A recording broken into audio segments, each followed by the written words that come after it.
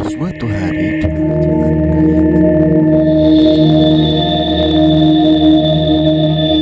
dikarenakan senjata sakti lahiran, kerajaan menjadi goyah dan sering terjadi peperangan. Akhirnya dewa menurunkan anak raja yang nakal, yaitu Aiko. Dia diturunkan ke bumi untuk mencari senjata pedang sakti yang hilang dicuri oleh pendekar. Akan tetapi Aiko menolak untuk diturunkan di bumi untuk mencari senjata sakti itu. Tetapi Aiko tidak rela dirinya diturunkan dari kayangan untuk turun ke bumi untuk mencari senjata sakti itu. Dia pun marah sama dewa. "Oh dewa, kenapa aku yang kau kirim ke bumi ini? Aku tidak mau dan aku tidak rela. Aku yang dikirim. Aku lebih puas dan lebih senang hidup di kayangan. Aku akan mengejarmu dewa. Sekuat apapun aku akan mengejarmu. Dewa, dewa, di mana kau? Kau akan ku kejar terus sampai kau berubah pikiran. Wahai dewa, untuk mengembalikanku pada sang raja di kayangan. Dewa, dewa, di mana kau? Aku tidak mau kau tinggalkan di muka bumi ini, di tengah hutan ini. Aku akan mengejarmu, dewa.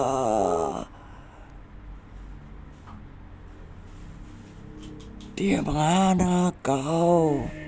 Dewa, di mana kau?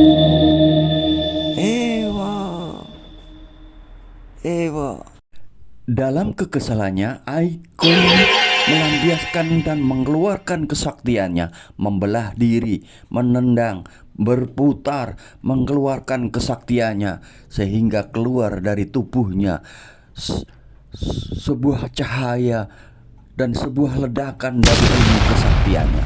Dalam kekesalan dirinya, dia melampiaskan, mengeluarkan semua kesaktian dalam tubuhnya agar dia merasa puas dan merasa terima karena keputusan sang dewa diturunkan ke bumi untuk mencari senjata sakti. Ini adalah awal perjalanan dari sang Aiko, si anak nakal raja yang untuk diturunkan ke bumi untuk mencari senjata sakti itu. Aiko terus marah dan terus mengeluarkan kesaktiannya agar dia merasa puas karena keputusan sang dewa. Dia mengeluarkan kesaktiannya demi kepuasan dirinya, dan pada saat itu dia telah lelah karena kebanyakan mengeluarkan kesaktiannya berhari-hari, berbulan-bulan, bertahun-tahun. Dia tidak terima keputusan sang dewa.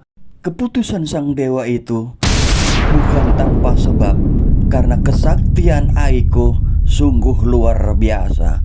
Tidak satu pun anak kerajaan yang mempunyai kesaktian melebihi kesaktian Aiko. Maka Aiko diturunkan ke bumi untuk mencari senjata sakti itu untuk menyelamatkan kerajaan yang lagi dalam peperangan. Berhari-hari Aiko mengeluarkan kesaktiannya, kemampuannya, bela diri, terbang, membelah diri, mengeluarkan api dari tubuhnya, dan pada akhirnya Aiko pun menyerah. Dengan langkah kontai, Aiko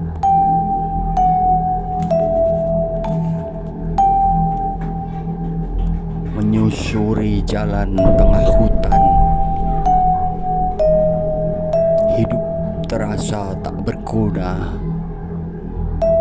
Tenaga sudah dikeluarkan, Oh dewa, wahai Kancil, terimalah senjata zaman dulu yang sampai sekarang senjata itu pun belum ditemukan. Senjata itu harus ditemukan.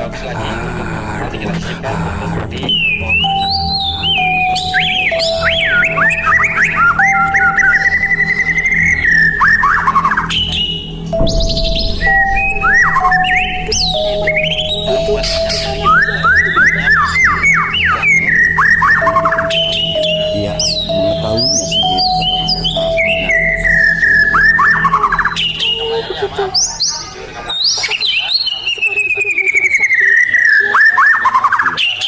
Dia terus bertapa dalam pertapaannya. Dia terus menghadapi pendekar-pendekar yang mencuri senjata itu.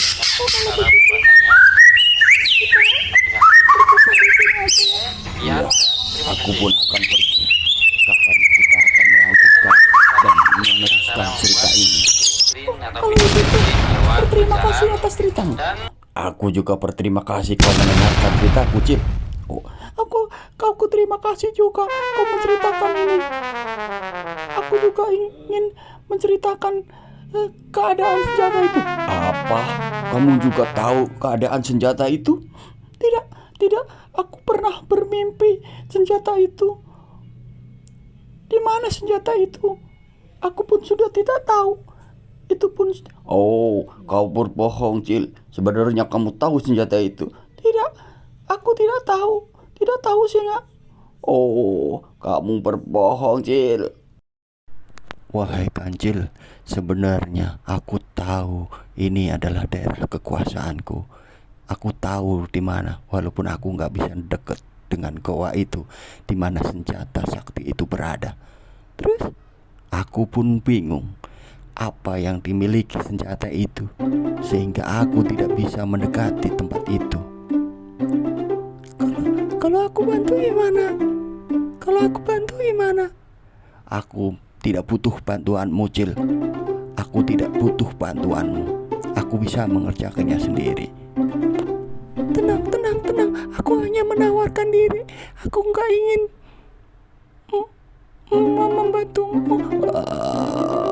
Nggak ingin aku membantumu. Kamu pasti bisa menyelesaikannya sendiri. Terima kasih. Jangan remehkan aku, Cil. Enggak, aku tidak meremehkanmu. Aku yakin kamu mampu. Kamu adalah seorang raja di hutan ini. Itu kamu tahu, Cil. Aku tahu. Pasti kamu tahu ini semua, karena ini adalah kekuasaanmu. Jelas. Disinilah tempat Raja Aiko bertapa. Dia disuruh bertapa di dekat tempat air yang ada air terjunnya. Di sini pula lah dia menemukan kedamaian hatinya.